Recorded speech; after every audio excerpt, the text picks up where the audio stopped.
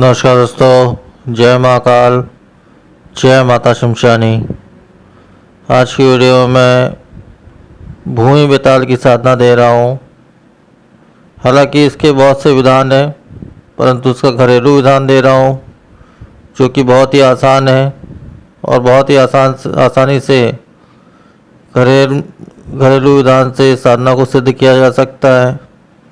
घर में किसी भी एकांत कमरे या एकांत स्थान में आप इस साधना को कर सकते हैं। और लाभ की बात करें तो ये एक बहुत ही ताकतवर शक्तियों में से एक शक्ति होती है। भूमि बेताल जो होती है बहुत ही ताकतवर शक्ति होती है। ये किसी भी कार्य को करने में सक्षम होती है, हर प्रकार के कार्य को करने में सक्षम होती है। ये जिनसे हजारों गुना ज़्यादा ताकतवर होती है।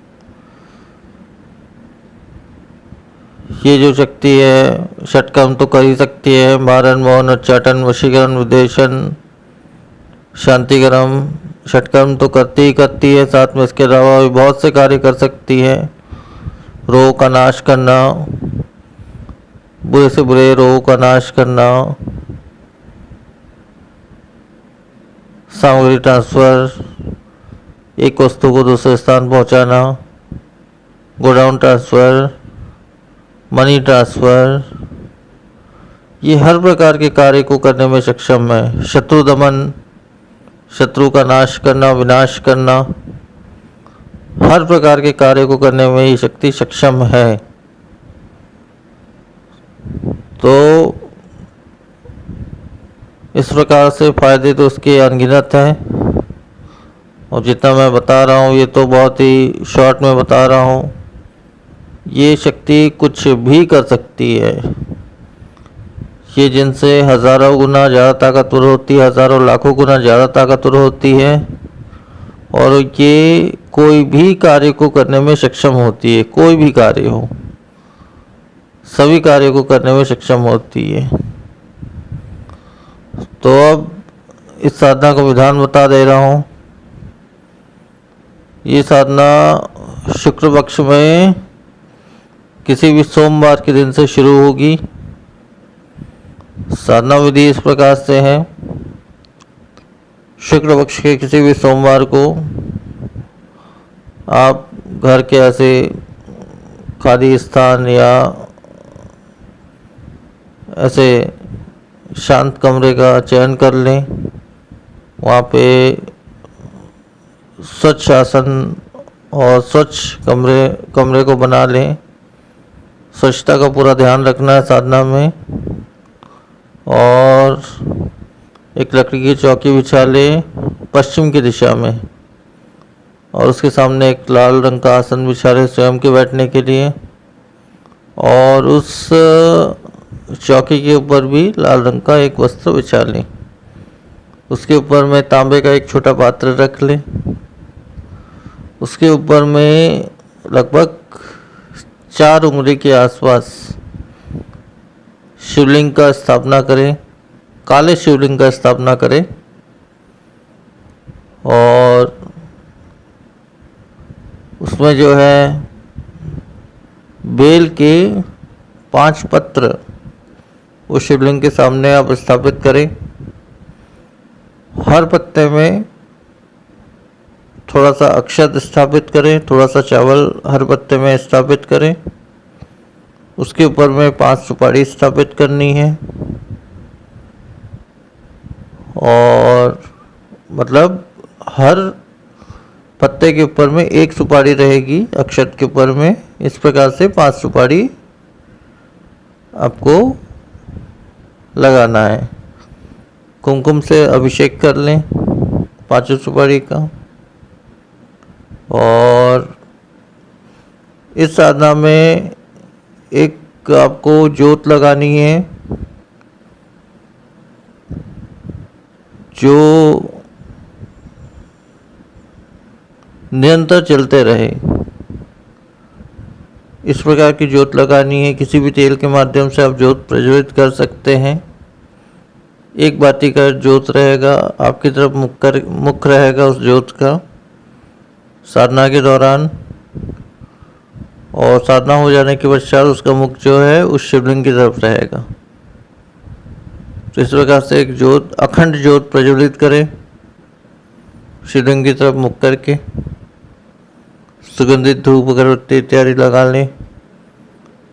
लाल रंग के पुष्पों से आसन को थोड़ा सजा लें और धूप या अगरबत्ती इत्यादि आप प्रज्वलित कर लें, जला लें। और सबसे पहले तो इसमें शिव मंत्र का, शिव के किसी भी मंत्र का, चाहे ओम नमः शिवाय हो गया या जो भी मंत्र हो गया, शिव के किसी भी मंत्र का आपको 108 बार पाठ करनी है। साधना आपकी जो है शामकालीन, मतलब संध्या के बाद से शुरू होगी, मतलब लगभग शाम 7 बजे से आपको साधना शुरू करनी है। और इस उक्त मंत्र का आपको रुद्राक्ष की माला से 21 माला पाठ करना है। बिल्कुल एकांत कमरे में, एकांत स्थान में आपको ये साधना करनी है। घरेलू विधान दे रहा हूँ, हालांकि इसका तो कई विधान है, परंतु घरेलू विधान दे रहा हूँ इस साधना का।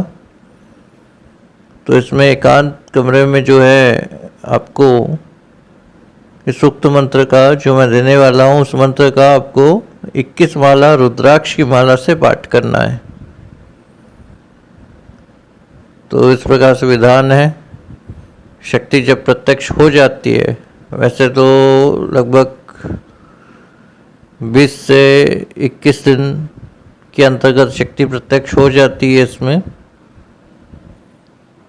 लेकिन अगर आपका मनोबल, एकाग्रता में कमी है या फिर आपकी ऊर्जा में कमी है, तो हो सकता है इसमें समय ज़्यादा लग सकता है, क्योंकि ये बड़ी साधनाओं में से एक है और ये काफ़ी बड़ी साधना है। तो इसमें हो सकता है 41 दिन भी लग सकते हैं, उससे ज़्यादा भी लग सकता है, उससे कम भी लग सकता है।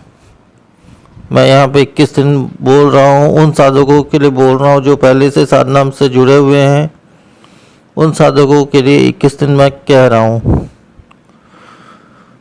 तो इस प्रकार से आपको साधना करनी है और अखंड ज्योत जलानी है। और आपको जो है शक्ति प्रत्यक्ष हो जाने के बाद उससे वचन ले लेना है। भोग में वो शक्ति जो भी मांगती है आपसे,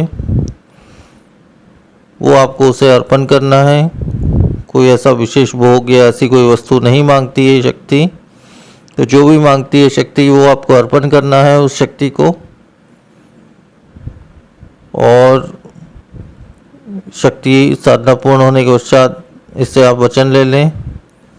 ऐसी शक्तियों से कैसे वचन लिया जाता है ये मैं पहले की वीडियोस में बता चुका हूँ, वहाँ से आप देख सकते हैं। वचन होने के पश्चात शक्ति आपके वश में हो जाती है, आपके अनुकूल हो जाती है। उसके पश्चात आप कभी भी शक्ति को बुला सकते हैं और मनचाहा कार्य अपना करवा सकते हैं। कोई भी कार्य करवा सकते हैं, किसी भी प्रकार का, अच्छे से अच्छा कार्य, बुरा से बुरा कार्य, कोई भी कार्य करवा सकते हैं। तो इस प्रकार से संपूर्ण विधान है। हाँ, सुरक्षा घेरा अवश्य ही बना लें। इस साधना में बहुत ही विघ्न आती है, इसलिए सुरक्षा घेरा बना लें, शरीर बंधन कर लें, उसके बाद ही साधना को करें। सबसे पहले तो शिव मंत्र का 108 बार पाठ कर लें। कोई भी शिव मंत्र का 108 बार पाठ कर ले। उसके बाद इस मूल मंत्र का आपको 21 माला पाठ करना है रुद्राक्ष की माला से। तो इस प्रकार से रोजाना आपको साधना करनी है। समय वही रहेगा आपके, शाम के 7 बजे के बाद से आप साधना कर सकते हैं और रोजाना एक ही समय पे आपको साधना करनी है, चाहे आपको 21 दिन लगे या 41 दिन लगे। जब तक साधना सिद्ध ना हो जाए तब तक आपको ये साधना छोड़नी नहीं है, करनी है।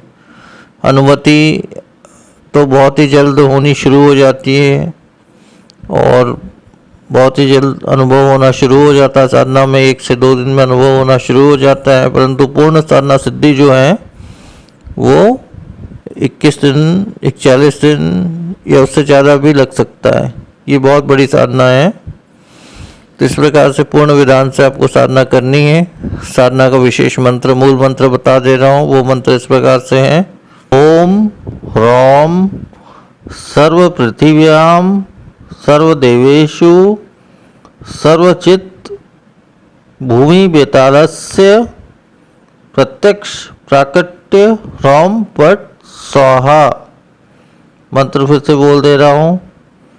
ओम ह्रौम सर्व पृथिव्याम सर्वदेवेषु सर्वचित् भूमि बेतालस्य प्रत्यक्ष प्राकट्य ह्रौम पट स्वाहा। तो मंत्र बस इतना ही है और इतना ही संपूर्ण विधान है। तो आज की वीडियो में फिर इतना ही। नमस्कार।